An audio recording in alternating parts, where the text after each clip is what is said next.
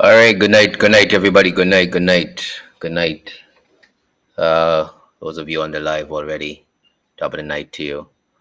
Hope you're hearing me there. And of course, if you're already there, you could, as always, give the thumbs up. Let me know where you're from. And tonight, we're going to take a look at defending the ignorance called van culture in SVG. Defending the ignorance called van culture in SVG. There was a time when you could have public transport, take public transport, go to Kingstown in comfort. When I say comfort, I'm talking about knowing that to the best of the driver's ability, that care and concern for his passengers, that you would arrive safely barring any unforeseen circumstances. Not so today. And there are a lot of people who have decided that they would endorse what is now being called a van culture. Personally, I do not have any dog in the race, so I can say whatever I feel like. I do not think it is a culture. I don't see it as a culture. I think it is recklessness and ignorance.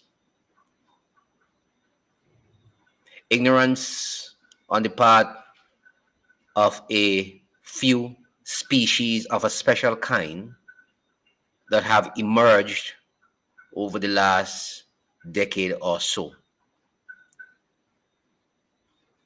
course, there are people who will tell you that there are good van drivers and bad van drivers. Note I said to you, species of a special kind have arisen over the decade or so and have begun to cause serious problems with our public transport system. Many of us endorse them. We call them ground planes, jets, all sorts of fantastic names we gave to them, applauding them on, rallying them on, as a people to cheering them on in their ignorance. Recklessness, because really and truly, it's just a small piece of rubber that sits between life and death when it comes to vehicles. Stop it. You mash that X. Recklessness, because on board those minivans, people's children, someone's husband, someone's wife, a brother, a sister, cousin, a nephew, whatever you want to call. Recklessness, and simply do not care about human life. But like I said, many are cheering them on. Even some of the school children who simply do not know the danger that they are in would cheer them on and would get angry with the police if they stop a minivan that has been going, and I would say, and I've exaggerated, top speed, 300 miles per hour. I like to exaggerate these things because when you look at them, how they operate on the road, you're wondering if they're going 80 miles per hour or 300 miles per hour. And after all, you call them ground planes. And planes go 540 knots, 540 this. So, miles per hour.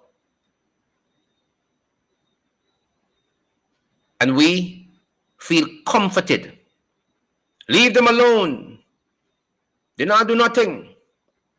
Our culture. Leave the van man them alone. I'll just go after the van man them alone.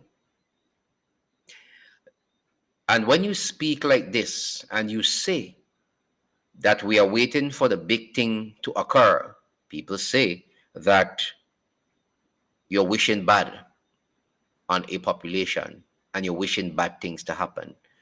No one is wishing for anything bad to happen. No one. But signs are always pointing to the next big thing that will occur. It's only a matter of time when it will occur, as in the date of its occurrence. The morning of this accident, many persons were spared. Many persons were spared.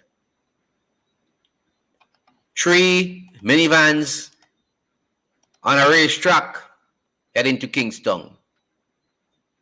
Could you imagine that? People on board, but they're on a racetrack.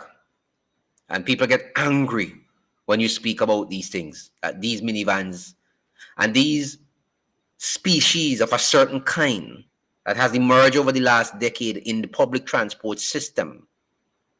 People get angry when you speak about them. People want to defend the ignorance that they call a van culture. It is not a van culture. It is recklessness and ignorance of the highest order that pervades on our roads in St. Vincent with these minivan drivers. Of course, people have been calling over the years for government to do something about this situation. I remember a couple of years ago, Prime Minister Gonzalez was talking about public transport system, minibus system. A lot of people applaud that, and a lot of people vehemently curse that. I believe that we're waiting to see many people die in an accident. And of course,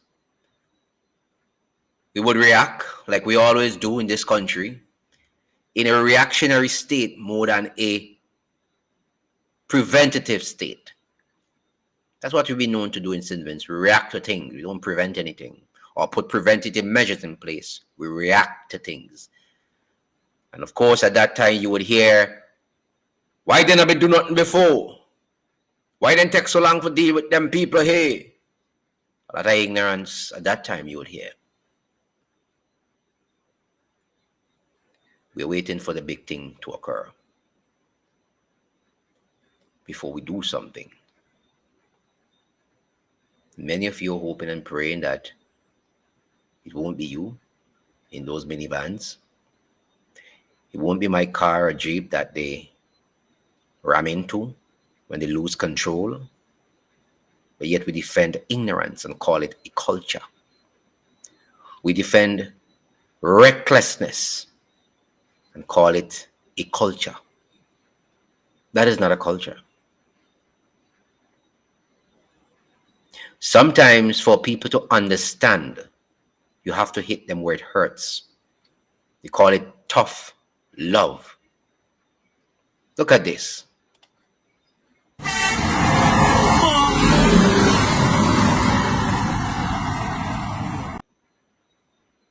Just look at that. People say that's good stuff. That's our culture happening there. Take a look at it.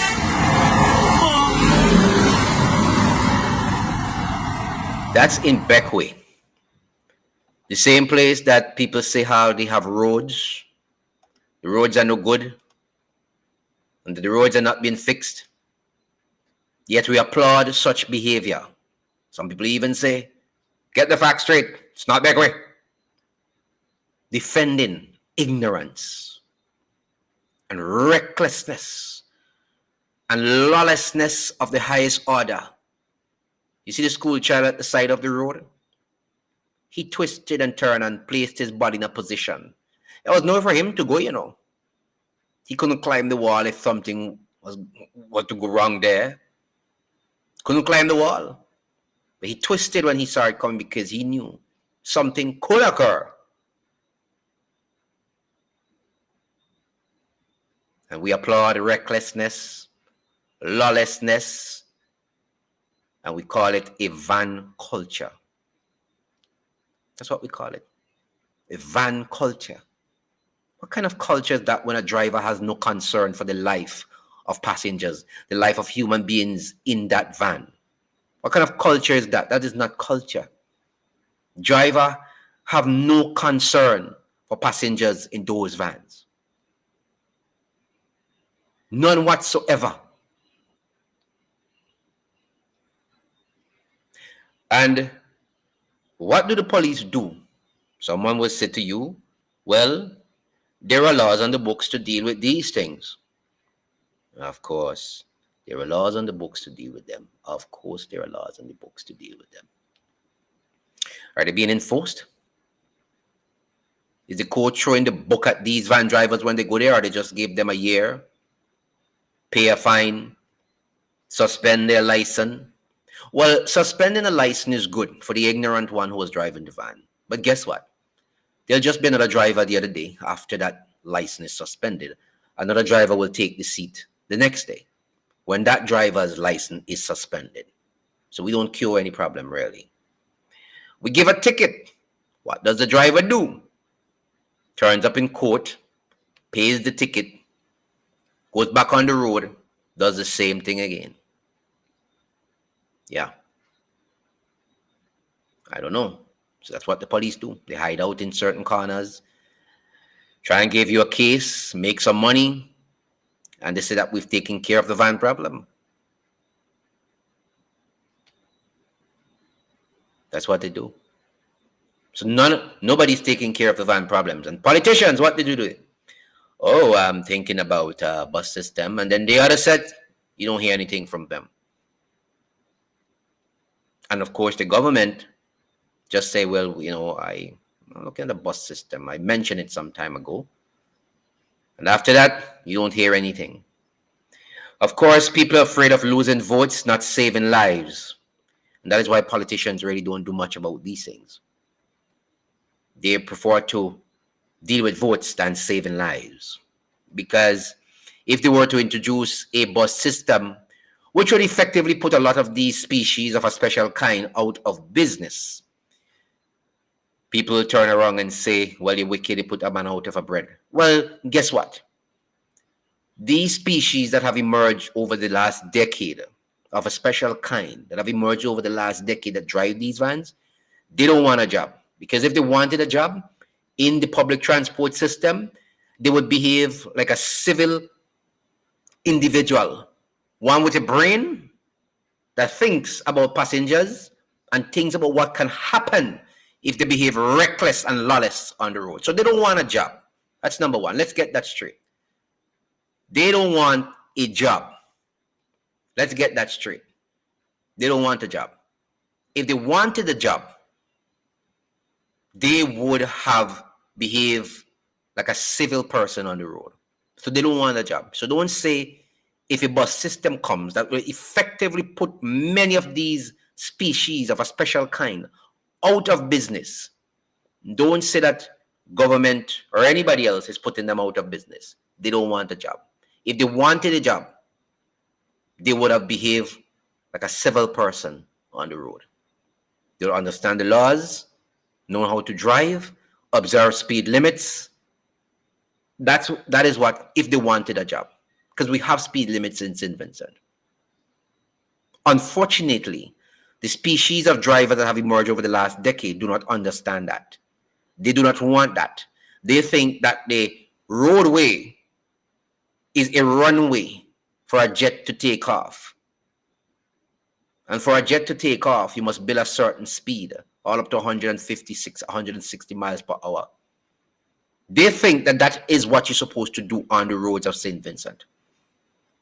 So if you introduce a bus system, when you introduce a bus system, people will say that you're putting people out of a job. No, they do not want a job. If they wanted a job, they would have behaved like a civilized person on the road and observe the road laws. But they're not doing that. The traffic laws, they're not doing that. They care not for laws, absolutely not. They don't care about them. That's number one. They don't care about people's lives. St. Vincent is not a big country. It doesn't take you 2 hours from Calicut to Kingston. Even if you drive at a moderate pace, you will get into Kingston maybe in 15 minutes. Or even 20 minutes. It's not going to kill you to save somebody's lives. Reckless driving is celebrated in St. Vincent as a van culture. Reckless driving in St. Vincent is celebrated as a van culture. Lawlessness on the road by these species of drivers that have emerged in the last decade is celebrated as a van culture. And when you talk about it, people get angry. Could you imagine that? People prefer to see carnage, death on the road than to tell these species that have arisen over the last decade or so driving minivans in this country to please observe the traffic laws in our country. Yeah. And you can't blame many of the children in these vans because they don't understand the danger. Many of them don't understand the danger that they're in. They're just children and they're excited because life is fun when you're a child. And they're just excited. So they don't understand the dangers. But the older ones who I see on social media defending this sort of ignorance and lawlessness, I really wonder where their brains are. And if we say we have an education revolution where people are supposed to be thinking more analytically, this is a sad day that revolution has failed the Vincentian society. Because many of the people I see defending this ignorance are people who I have known, got scholarships, and went to university to upgrade their learning. And they say that when you go to these schools and you upgrade your learning, you're supposed to be thinking of a different kind. But it looks like many of them just come back with a piece of paper say that I've attended a university and less common sense up there. I say all, I said some of them. See them on social media defending van culture, what they call a van culture in this country. That is not a culture. That is ignorance of the highest order and not caring about anyone. And like I said, the police pass a ticket, suspend a license, that doesn't change the game. Because a new driver will come in the seat tomorrow, or the driver will go and pay his ticket and go back on the road and do what he has to do. Government has to deal with policies to deal with these van drivers. And like other countries in the Caribbean who took upon themselves to deal with these recklessness where they introduce bus systems on the road and put many of these reckless drivers off the road and out of business, government can't be scared to lose 2 votes to do that. You can't study votes over people's lives. And that is one of the major things that can deal with reckless driving when you introduce a bus system. And not only introduce it, because if you introduce it and charge the same fares, you'll get the same problem. But you introduce it with a flat fare in certain areas where these species of a special kind have emerged that are driving these minivans on the road on a daily basis. You deal with them. And if they're out of a job, they're out of a job. They don't want a job in the first place to begin with, or else they would have understood what it is to be in a job. You have people's lives in your hand, people's children's lives in your hand, and you behave like this. You can't even tell them to stop here, driver stop here, because why? The music is up there at some decibel that is breaking the eardrums, bursting the eardrums. And when you tell them turn it down, get out of my van because you're old. Well, we have laws to deal with these issues of sound system in minivans. And why aren't the police dealing with it? I've heard the police on many occasions say they're going to stamp out what? Police I see standing right at the bus stop at Girls High School, outside of Girls High School in Kingston there.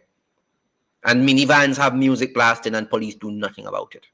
So dealing with what? All we are in just talk in this country, a lot of talk. But you know why apparently we are hearing, why many of these van drivers continue to do what they're doing, what we're hearing? We are hearing that many people in the police force own vans. So that could be one of the major problems to solving this issue as well, from the police standpoint. That's another issue for government to deal with, a policy position. You can't be afraid to lose votes. If you have to lose votes to save lives, you have to do it. This recklessness needs to stop. Look at this. Just look at it.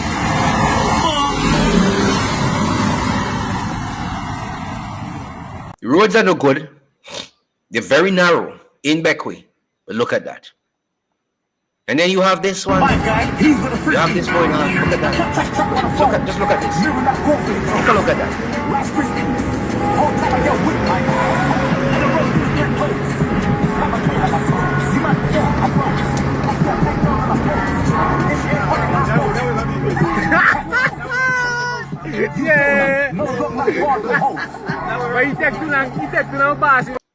You see the joy on the young man's face? They don't even know the danger that they're in. None of them. Look at it. Just look at it. I kept that truck on the phone. Mirror that confidence on. Last Christmas. Whole time I get with my and the road is get close. I'm a kid, I'm a phone. See my phone, I promise. I step back down on the phone.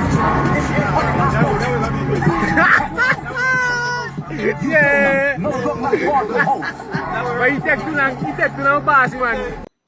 He laughs. It's fun. Young. And have no idea what danger he is in. Nobody understands. Just look at that behavior on our roads. And we are talking about if we introduce a bus system in St. Vincent that we would put people out of a job. These drivers do not want to have a job. They do not want to have any job. If you wanted to have a job, that would not be your behavior on the road. Recklessness, lawlessness, and ignorance. And the government, it is time that they do something about it.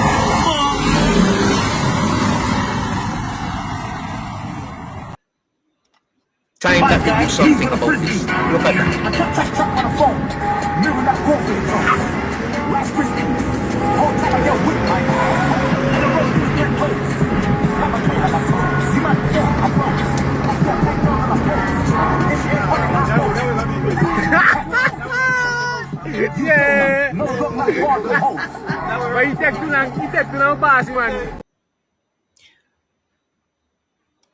These people have no idea what is waiting for them around the corner. They have no idea what is waiting for them around the corner. They don't know what will come around that corner. They don't know if a truck would come around there, if a container would haul around there, somebody with their family in their car would come around there, and then that would be the end of all things. When you speak like this, people say you wish bad. You're not wishing bad. We know it will happen one of these days. And all of us are hoping that it's not us that will be in the calamity when it strikes. Because we like to wait until things happen in St. Vincent for us to take action. That is what we like to do. That is our modus operandi in St. Vincent. To wait until things go bad to do something about it. That's all we do. Hello, caller. Good night. I think we have a caller. Hello, good night. All right. The lines are open. 533-9260. If you need to call and make your point, the lines are open for you. It's all open. And I'm quite sure there are people out there who would like to make a point. who would like to state something about what is going on with this van issue. And we have to stop defending ignorance. We have to stop defending lawlessness, because at the end of the day, we have to pray and hope that if something occurs, which we don't want anything to occur, that we're not the one at the end of that. A lot of us love this reactive behavior. In the Caribbean, we have this thing about being reactive, not proactive. These species that you have driving minivans these days, they are not of the regular kind. It's a serious problem that we're having in this country here with minivans. And it is time that the government stop thinking about politics and think about people's lives.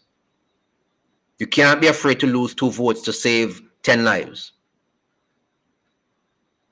We have laws. We have traffic laws. Should they look at these people? And if you think that suspending a license is not working, if you think that giving them a ticket is not working, there's only one thing left to do. And you know what it is, because you've mentioned it before. So go and do it. Go and deal with it.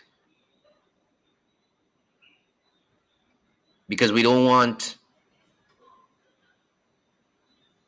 the other morning we wake up, or the next day we wake up to hear that a minivan crashed with another one, or we've lost so many souls. That is when everybody will come out like a raging bull. Talk about van and van and van and van.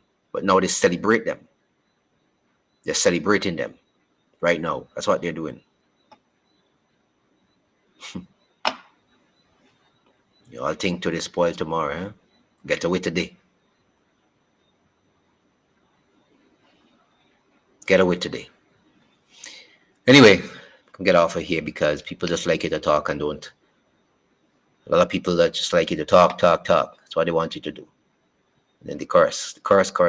Let me get off of this one right now. You all have a